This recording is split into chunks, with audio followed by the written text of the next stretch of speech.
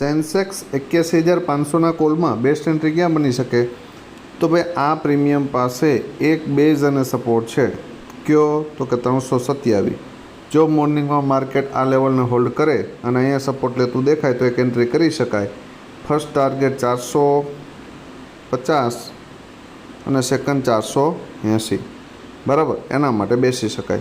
ધારી લ્યો કે આ પ્રીમિયમ ગેપ અપ ઓપન થાય 480ની આજુબાજુ નિયર બાય, તો આ પ્રીમિયમને ફરી ડીપ આવવા દેજો 330ની આજુબાજુ, અને જો અહીંયા સપોર્ટ લેતું દેખાય ક્યાં 327ની આજુબાજુ, અને અહીંયાથી એન્ટ્રી થાય તમારી અને 480ને બ્રેક કરી દઈને તો 674 સુધી જઈ શકે ને એનાથી ઉપર જાય તો 857.